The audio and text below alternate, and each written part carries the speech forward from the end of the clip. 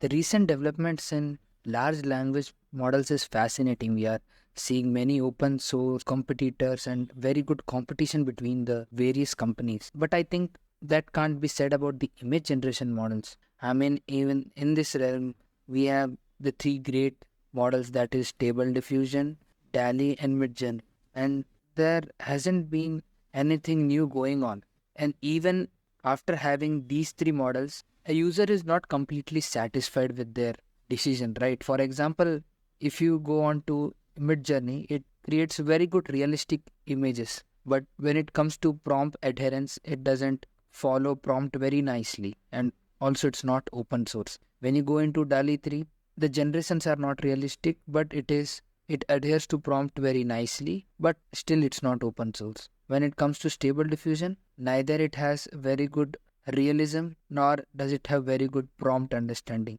The latest Stable Diffusion 3, the deformities and all of that we are having in Stable Diffusion. So you can see all these models have one thing or the other, but they are not comprehensive enough to check all these three boxes. But today we have Flux One, a very new image generation model from Black Forest Labs. So Black Forest Lab is a company that has been behind Stable Diffusion, so they have a very good foundation if you ask me. Flux One promises to give you realistic images, very good prompt understanding and adherence, and also it is open source. So let me just scroll and show you some of the generations. You can see the realism we are achieving over here, the text coherence, you can see all of these things are very promising, right? Just look at all these images. So as you can see, all samples were made with Flux Pro. So what is this? If you scroll down, you can see this family of model has three models, family of image generation models. Flux Snail is the smallest one, Flux Dev is the middle sized model, and Flux Pro is the top of the line state of the art model. So these two are actually open source, but the Flux Pro, which was used to generate all these realistic and all these images, is not open source but is available through API on Replicate and this other platform. I don't know. Yeah, it's Fal AI. So okay, so you have these two, right? So today we'll be testing out Flux One Pro on Replicate. That is the state of the art model, not the smaller ones, to get the complete essence of this model. And also I have specially made a image generation rubric for this. I'll be testing this model on 4 major domains, that is realism, addition to prompt, imagination, and text generation. So these 4 domains is something which I'll be using. So I will be needing your help to make it even better, because the prompts might be good. You may like it, you may not like it. If you have suggestions, do give me in the comment section. So let's move on to Replicate. Okay, so what is Replicate and everything I'll tell you. So Replicate is an AI inference where you can use many models. Now I have opened up Flux Pro. You have many image generation models, the Stable Diffusion models, and many large language models as well. See, you have SAM to segment anything, which has been released recently from Meta. You can see all the 405 billion instruct model and various other models you can see. So you can use all of it, but today we are going to use Flux Pro. So let's head back to Flux Pro. Yeah, we are on Flux Pro. So today we'll be testing it out. So without wasting any time, let's get started. Okay guys, so this is the rubric that we'll be following today, and it could be a bit messy at first, but let me just guide through it, right? So first we have realism, second we have adherence to instructions, third is imagination, text generation, and logo design. So we have 2 or 3 prompts in each section, so this could be a very comprehensive analysis. So make sure you watch this video till the end, and if you think it's gonna be amazing, then please like this video so that it reaches a larger audience. So let's get started guys. First let's copy the first prompt when it comes to realism. Move on to Flux Pro. So here you will be in the playground section by default. Here you have aspect ratio. You can select various aspect ratios. You can decide the number of steps the model goes through to reach the final image. Guidance is like how much you want the model should follow your instruction. If you go too aggressive, then the image, it will prioritize your prompt over image quality. So 3 is a very good number, and you have other safety tolerance and all of that. Let's reduce the safety tolerance to 1. Okay. Now seed is as the name suggests, the first basic diffusion image, which is used to generate the final output. Many a times when you use the same seed, then you can generate similar output over many generations. So we'll leave all of this at default and just change the prompt. Okay. The prompt is photograph of a smiling person saying good luck.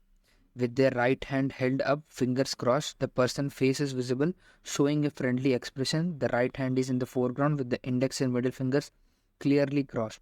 The other fingers are slightly curled. The person is standing in a casual pose, slightly angled towards the camera. So, what this prompt is doing is that I have given this prompt to actually check how the fingers are visible. These image generation models actually suffer when it comes to fingers and all these limbs, especially stable diffusion. So I deliberately told it to cross the two fingers, that is the index and the middle finger. It can be a very tough prompt, but let's try it out. What does it come up with? Okay guys, we have our generation, so let's have a look. So it has two of its fingers curled. We have the right hand in the foreground. It's clearly the right hand, but the two fingers are not crossing each other. So I've tried this prompt multiple times over this model, but it's not able to cross the fingers. Anyhow, it is nice, but it is a fail, but it's not bad. So let's move on to our another prompt. So the next is a candid street photography shot. So this will be a very good way to check how it generates a scene, complete scenario. So here we can see the prompt is a candid street photography shot of a busy street intersection. In the foreground, a street vendor is preparing food at their cart. Pedestrians are crossing the street, some hurrying, others strolling. A yellow taxi is turning the corner, and in the background, skyscrapers loom over the scene. The image captures the energy and diversity of urban life. So many things going on in this prompt. So what I want is a realism and a good cinematic feel. Similarly, what we have in Midjourney or something better. So let's see. Let's run this and see. Okay, guys, we have our generation over here. So let's compare. Busy street intersection. So this is a busy street intersection. In the foreground, a street vendor is preparing food at their cart. Food vendor preparing food. Pedestrians are crossing the street. Here you can see this man crossing the street and also some people over here. A yellow taxi is turning the corner. So you can see this yellow taxi is just about to turn into the corner, or it may go straight, but it is quite good. Not bad if you ask me. And in the background, you have skyscrapers. And the image captures the energy and diversity of urban life. You can see this whole thing is absolutely phenomenal, guys. It has nailed the prompt if you ask me. And it's very good compared to what we have today. I mean, Midjourney, I don't think it could generate this kind of adherence to the prompt. It might be real or maybe better than this, but this kind of accuracy is very nice. If you zoom over to the faces and all, so it's not that good because I think it is too small to be that clear and accurate. But overall, it's a very good image. So this is a very good pass. And just to tell you, it took 26 seconds for this image to generate. So I think this is a good big model if you ask me, because replicates servers are not that slow. So taking 27 seconds means it's a quite a big model. Let's move on to the next prompt, guys. So I have a third prompt. So this is related to generating portraits. So let's try this out as well. Till now we have checked how limbs or fingers perform, how if you want to generate a scene, how that performs. Now we'll be checking out portraits, and this will end realism. So let's test it out. Let's run it. Okay guys, we have got our generation. So the prompt, I just forgot to tell the prompt. The prompt is a close-up portrait of a person from a traditional or tribal culture. The image shows intricate face paint or tattoos that reflect their cultural heritage. Their gaze is direct and powerful, conveying a strong sense of identity. Traditional jewelry or adornments are visible, such as earrings or a nose ring. The lighting emphasizes the details of their face and the texture of the paint or tattoos. Here you can see, we exactly see this. You can see the skin texture is very nice. You can see the face paint, jewelries, ornaments, and that bold look as well. It is kind of a mid-journey kind of image, but I personally like images which are less contrasty, because I think this is too vibrant and all of it. In real life, we don't have this much kind of contrast, but this is something which we see when it comes to mid-journey and this kind of realistic models. So this is a good pass, guys. If you one more thing, if you see the eyes as well, right? It's very nice when it comes to details. So this is very nice. So when it comes to realism, you are very well able to use this to generate realistic images. Just if you want to do complex things like crossing fingers and everything, it doesn't work as you saw. So this brings us to the next section, that is adherence to instructions. So in this we'll be telling to place a particular object in the right, in the left, in the top, something like that, and let's see if it actually follows that or not. So this is the first prompt. Let's copy and paste it. Yeah, let me tell you the prompt. The prompt is an image of a neighborhood scene. In the center is a red house.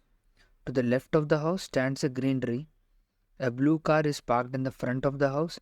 Next to the car sits a brown dog. And in the top right corner of the image is a bright yellow sun. You can see the placements we have clearly told where is where, which thing is where. So let's see if the model is able to generate this exactly as we wanted. Okay guys, we've got our generation and I think it's very nice. So let's see how good it is when it comes to prompt following. So center is a red house, center is a red house. Left of the house stands a green tree. At the left of the house we have a green tree. Blue car is parked in the front of the house. We have the blue car. Next to the car sits a brown dog. And next to the car we have a brown dog. In the top right corner we have a bright yellow sun. Absolutely perfect. So you saw this kind of prompt following you see in DALI 3, but we don't see in Midjourney. So it's not something new, right? Because when it comes to these kind of artistic generations, DALI is very nice in that, and when it comes to prompt following as well, it is very good.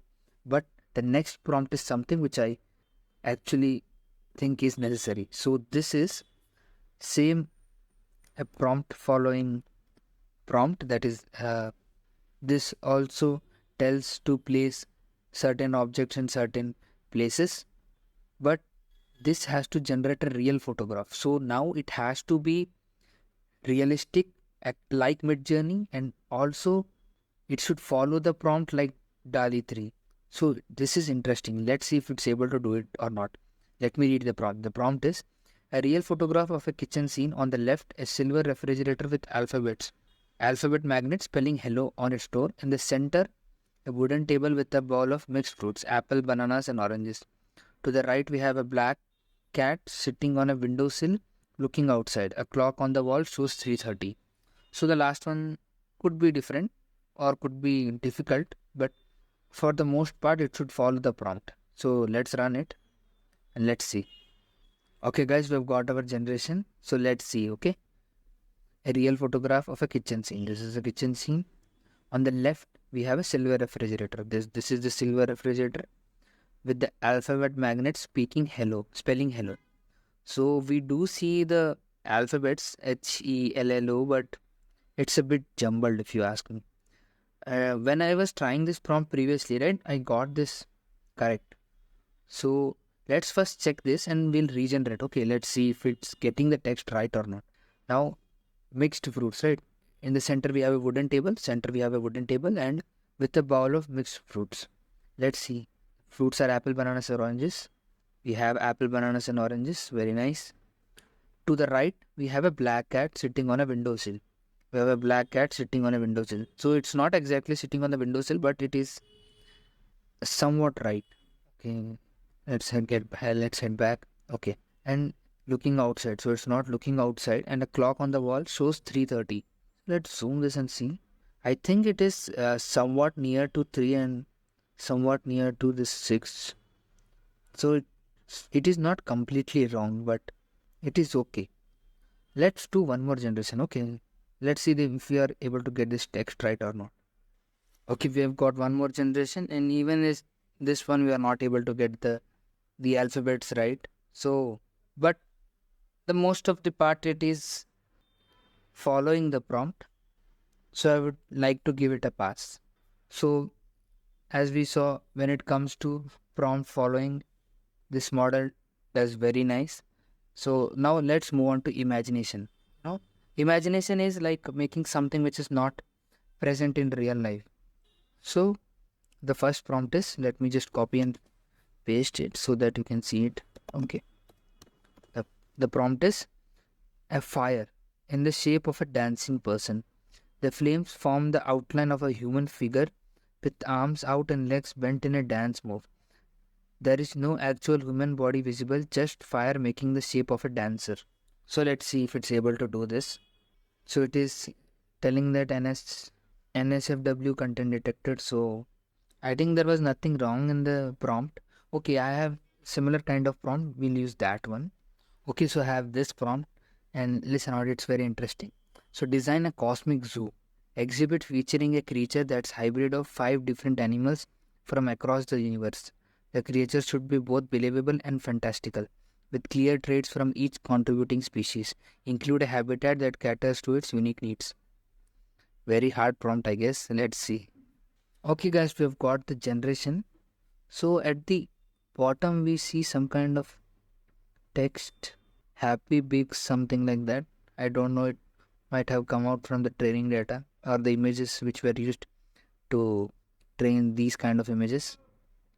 So here you can see we have actually got some hybrid images. So the fur of this animal is like like a lion. The head is like cheetah maybe, and the ears are a bit different, like maybe cows, buffalo, something. The legs are also different, and same stands for these as well. So I think it's very nice. It is a very good generation if you ask me. Quite imaginative if you ask me. Because creating this fur, having the head of a tiger or cheetah like animal, and having these different legs, and all of it needs imagination. It's nice. So let's look at another prompt. Okay guys, look at this prompt. Create an image of an Indian classical dancer performing, but her entire body is made of vibrant flowing fire. The dancer should be in graceful pose typical of Bharatanatyam or Kathak, with her firearms extended and fire legs in a dance posture. The flames should form the outline of a traditional costume, including a dress or a sari and jewelry. The background could show a faint stage or temple setting to emphasize the dance context. So I think I'll change it a bit. The flame should be formed, right? Let's remove this and let's type made completely of flames. So this will force the model to make out of flames only. So let's see what we get. Okay guys, we've got the generation, and here you can see her dress and all of it feels like she's on fire. The legs are very accurate, but rest of her body actually feels real. So I don't think it's that nice. Maybe with better prompting we could get it. So according to me, this model is imaginative. So let's try another prompt. Okay guys, this imagination prompt will be very nice. So have a look. A photograph of a real man who looks like Goku from Dragon Ball. The man should have spiky black hair styled upwards, a muscular physique, and be wearing an orange martial arts gi. He should be in a fighting stance as if ready for battle in an outdoor setting. So let's run this and let's see how real can we make Goku. Okay guys, we have got our generation, and it's absolutely phenomenal. Let just look at the realism, guys. I mean, like, if we had Goku in real life, I would think he would look something like this. The body physique, the hair I think is bit unreal, but the face and all of it is very nice, guys. So we've got a very good generation. So when it comes to imagination as well, I think this model is very nice. So let's move on to text generation. So this is a very hard prompt. So I don't think this model will be able to get it right. So I'm telling it to create a comic page with 4 panels. Let me just read the prompt. Create a 4-panel comic page with this layout and content. Panel 1, superhero on a rooftop, speech bubble, first day on the job. Panel 2, top right, hero chasing a thief. Hero yells, stop. Panel 3, bottom left, hero tripped, thief escaping. Hero thinks, oops. Panel 4, hero talking to a kid. Kid says, you will do better next time. So you can see this is a very good scene where superhero starting his job, trying to chase a thief. He falls down. Kid says that you will do better next time. So let's see if it's able to generate that. So let's run it.